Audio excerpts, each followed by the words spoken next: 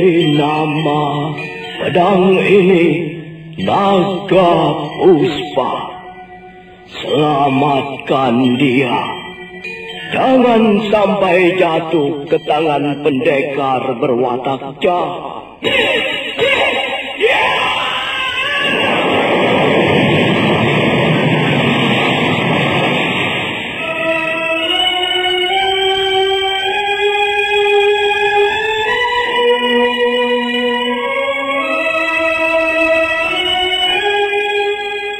Tutur Tinula.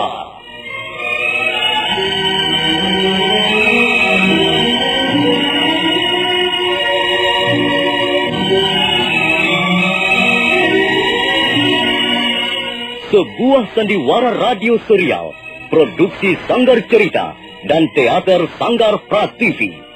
Sebuah kisah dengan latar belakang sejarah runtuhnya Singasari dan berdirinya Kerajaan Majapahit.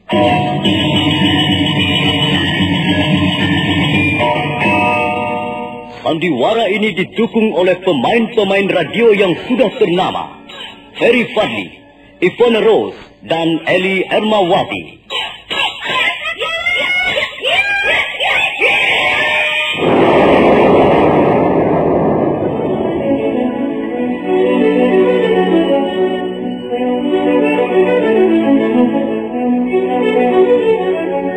Cerita ini ditulis dan diolah oleh S. Tijab, hiasan musik dan sutradara C. Ispriyonoka. Kali ini mengetengahkan episode ke-11 dengan judul Mutiara Ilmu di Atas Batu.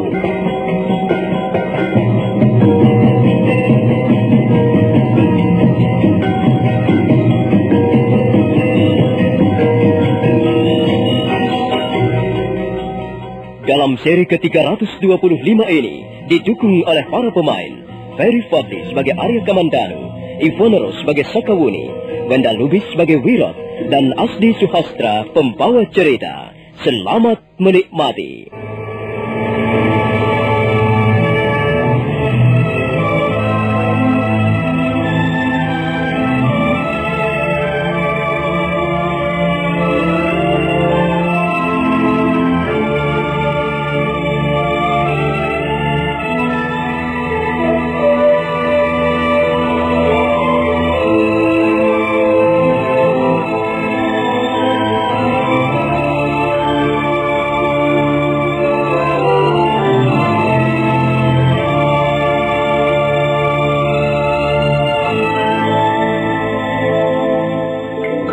Melangkah meninggalkan mulut goa. Dia bermaksud mencari beberapa macam jenis daun-daunan yang akan dipergunakan untuk mencuci pedang Naga Puspa. Sementara Arya Kamandanu dan Sakawuni menunggu di serambi goa. Aku masih belum yakin apakah usaha Paman Wirot akan berhasil, Wuni. Mudah-mudahan saja berhasil, Kamandanu. Sebab bagaimanapun juga kita harus dapat menggali apa yang terdapat di balik lempengan-lempengan batu itu. Harta kekayaan seperti yang telah dikatakan oleh Paman Ranubaya tidak akan ada manfaatnya jika kita tidak memperoleh jawaban-jawabannya. Benar, Sakawuni. Apalah artinya garis-garis di atas lempengan-lempengan batu seperti itu? Bahkan garis-garis itu membuat kita semua seperti orang kesurupan.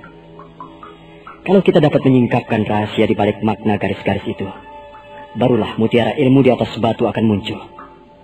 Dan tentu saja kita dapat memperoleh manfaatnya. Hampir seharian Wirot pergi.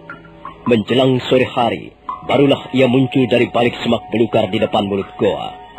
Di tangannya tergenggam beberapa jenis daun-daunan. Wirot segera menghampiri Arya Kamandanu dan Sakawuni.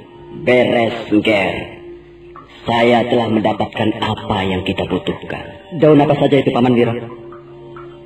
Daun-daun seperti inilah yang biasanya dipergunakan guru untuk ramuan mencuci senjata-senjata pusaka ciptaan beliau.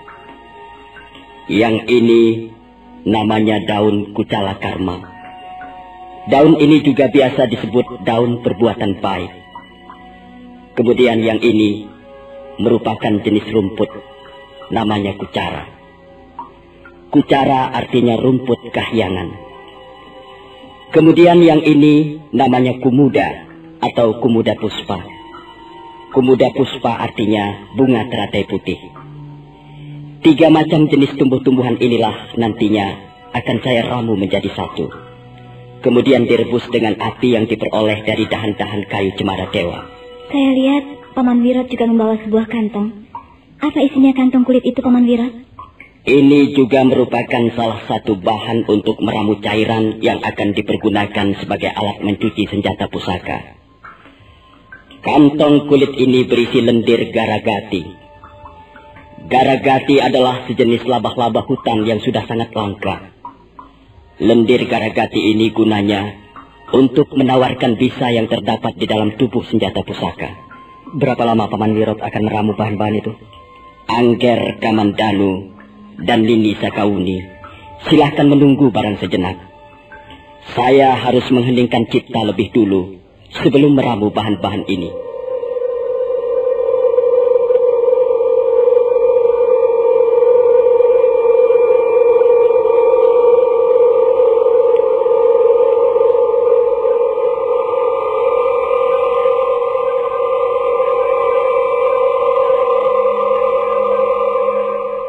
Wirot kemudian melangkah ke arah ruangan goa, lalu duduk bersila. Kedua belah matanya terpejam. Mulutnya komat kamit seperti tengah mengucapkan kata-kata doa atau pujian. Setelah itu Wirot bangkit dan menuju ke sudut goa, memungut sebuah pengaron atau kuali tanah yang besar yang dulu biasa dipergunakan Empu Ranubaya untuk meramu cairan pembersih senjata-senjata pusaka. Arya Kamandanu dan Sakawuni membantu Wirot mengangkat pengaron ke tengah-tengah ruangan goa. Wirot kemudian menyalakan api. Asap mengepul dalam ruangan goa. Dan sebentar kemudian, air di dalam pengaron sudah mulai mendidih.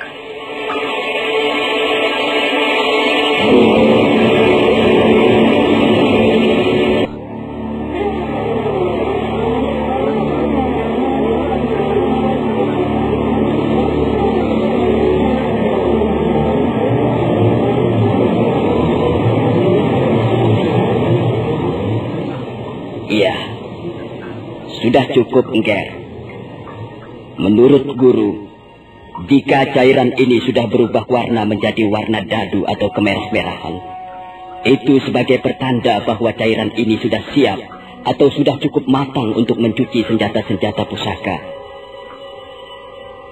Sekarang tolong, Ger. Saya akan segera mencuci pedang naga puspa. Silakan, Paman.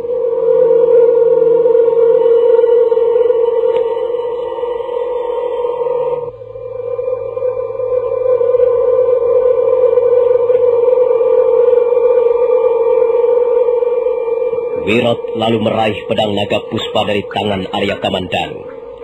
Sesaat lamanya Wirot memandangi warangka pedang. Kemudian Wirot mengangkat pedang ke atas ubun-ubun kepalanya. Sambil terpejam, mulut Wirot komat kamit mengucapkan mantra-mantra atau doa-doa serta pujian kepada sang pemberi hidup. Selanjutnya, Wirot meloloskan pedang naga puspa dari warangkanya.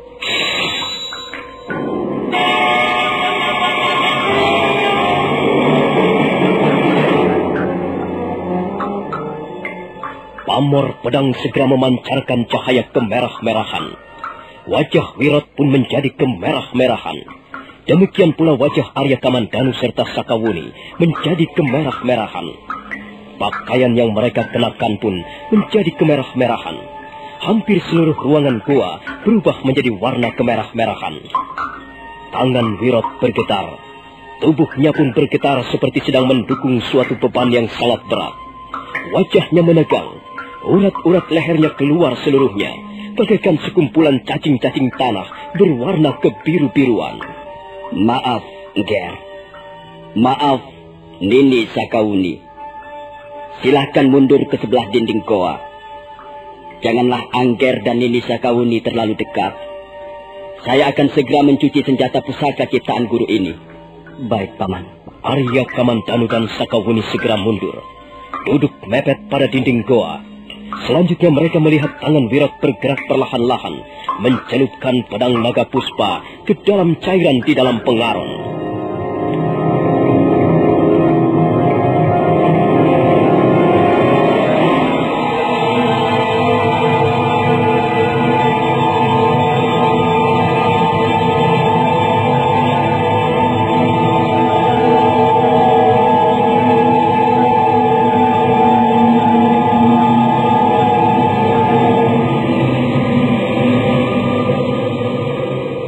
Begitu tubuh pedang naga Puspa tercelup di dalam cairan pengaron, cairan sepertinya kembali mendidih dan bergolak.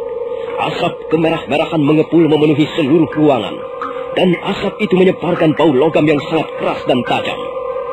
Arya Kamandanu dan Sakawuni menjadi sesak napas. Wirat kemudian mengangkat kembali pedang naga Puspa, lalu tangan kirinya memungut sehelai daun. Daun Kucala Karma atau daun perbuatan baik yang berwarna coklat tua. Selanjutnya Wirat membersihkan tubuh pedang naga Puspa dengan menggosokkan daun Kucala Karma mulai dari gagangnya sampai ke ujung pedang. Baru 3 kali menggosok, daun Kucala Karma menjadi kering. Wirat memungut sehelai daun Kucala Karma yang lain yang terletak di sebelahnya. Setelah 7 kali menggosok, Wirat mencelupkan kembali pedang naga Puspa ke dalam pengaron.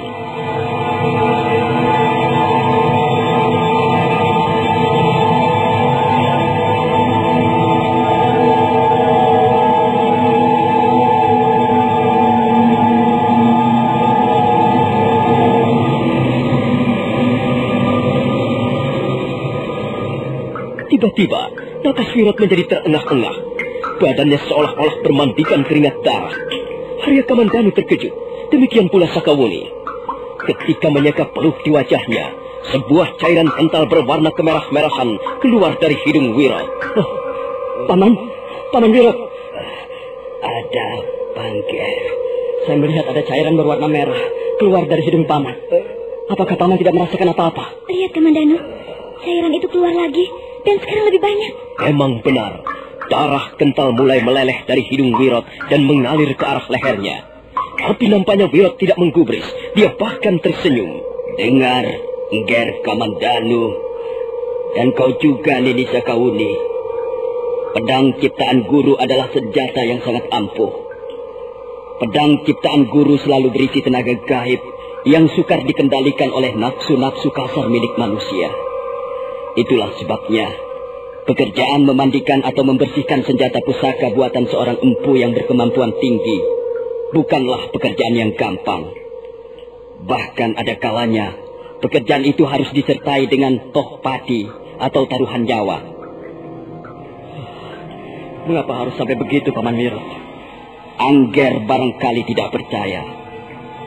Guru sendiri setiap kali memandikan keris ataupun senjata-senjata pusaka hasil ciptaannya membutuhkan waktu yang cukup lama. Kalau Angger ingin tahu, sebenarnya pekerjaan memandikan sebuah senjata pusaka sama beratnya dengan pekerjaan menciptakan senjata pusaka itu sendiri. Dan saya sebenarnya belumlah pantas untuk mengerjakannya, Angger. Paman Wirat, kalau memang Paman tidak kuat memandikan senjata itu, lebih baik dibatalkan saja. Tidak, Nini. Apapun yang akan terjadi atas diri saya harus tetap menjalankan amanat guru. Sebab bagi seorang siswa, amanat gurunya adalah segala-galanya. Sudahlah, Nini. Nini Sakawuni tidak perlu mengkhawatirkan keadaan saya. Saya akan kembali bekerja.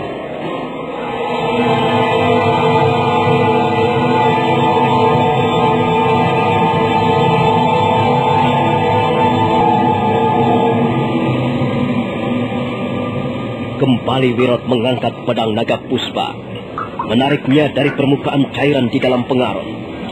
Pamor pedang semakin nampak bernyala-nyala, tapi pamor itu menjadi agak bersih.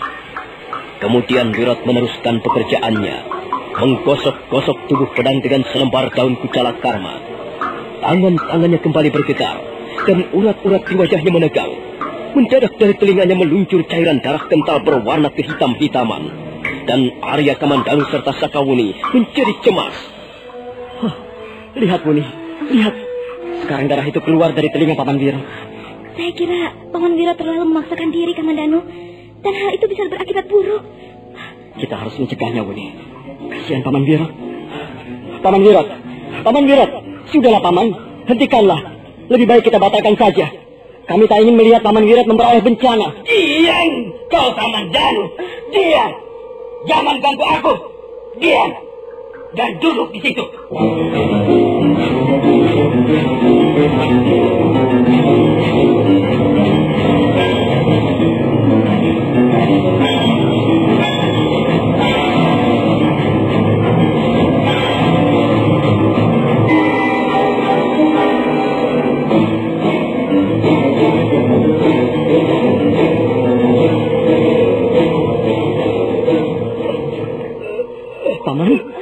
Paman Wirot.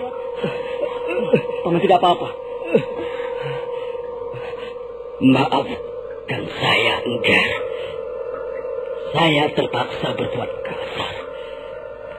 Saya terpaksa membentak Angger Kamandanu.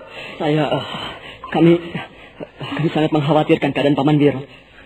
Kami lihat darah kental berwarna kehitam-hitaman mulai mengalir dari telinga Paman Wirot.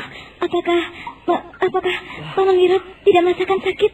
Paman hanya merasa sangat lelah, Nini. Lelah sekali. Tenaga Paman sepertinya terhisap oleh kekuatan pedang naga puspa ini.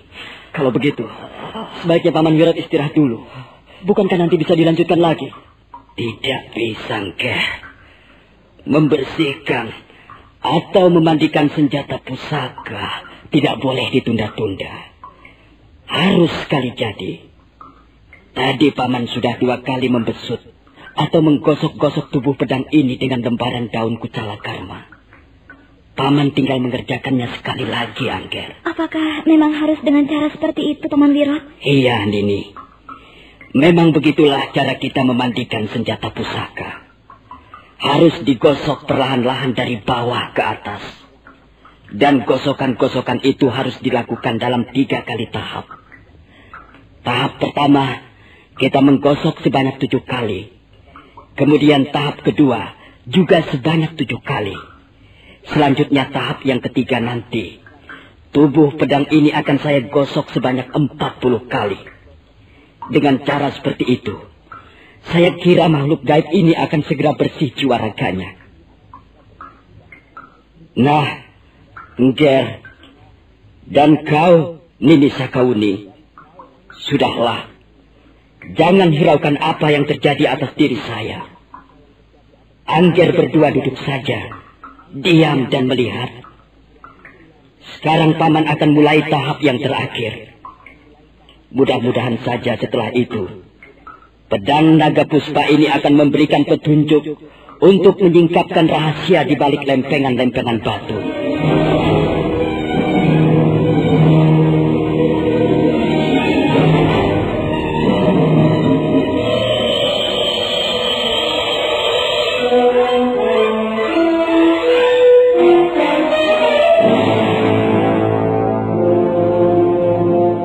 Kembali Wirot mengangkat pedang naga puspa dan menggosok-gosok tubuhnya dengan lemparan daun kucala karma. Tubuh Wirot kembali bergetar, tangan-tangannya pun ikut bergetar, wajahnya menegang dan urat-urat darahnya keluar bermunculan bagaikan cacing-cacing tanah. Setelah 14 kali menggosok tubuh pedang, mendadak Wirot memuntahkan darah segar dari mulutnya. Sakawuni hampir saja menjerit, tapi buru-buru Arya Kamandanu mendekap mulutnya.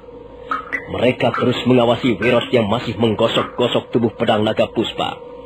Wirot sepertinya sudah tidak memperdulikan dirinya lagi. Dia terus saja menggosok, walaupun mulut dan lehernya sudah berlepotan dengan darah. Sudah 7 lembar daun kucala karma menjadi kering. Sudah 24 kali Wirot menggosok. Dan nampak tubuh Wirot menjadi semakin lemah. Matanya terpejam, seolah-olah merasakan kesakitan yang luar biasa dahsyatnya. Tapi Wirot masih terus berjuang dengan gigih. Kembali daun kucala karma menjadi kering. Lembaran daun berikutnya mendapatkan giliran. Dan menjelang menyelesaikan tahap terakhir, Wirot nampak sekali memaksakan dirinya. Sambil tersengal-sengal, Wirot terus menggosokkan daun ke tubuh pedang naga puspa.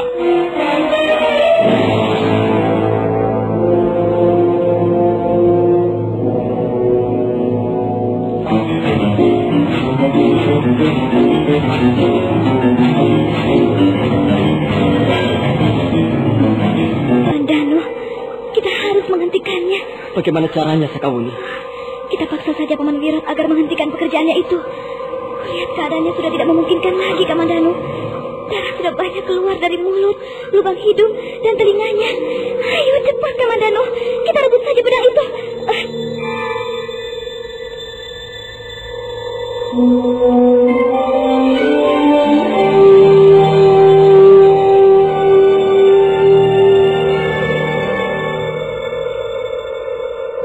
Sakawuni hampir saja bangkit dari duduknya. Arya Kamandanu buru-buru meraih tangannya. Pada saat itulah Wirot menyelesaikan pekerjaannya. Dan begitu selesai gosokan-gosokan terakhir, gosokan-gosokan yang ke-40, Wirot menjadi terbatuk-batuk sambil memuntahkan darah berulang kali. Dan kemudian tubuhnya roboh terlentang di atas lempengan batu.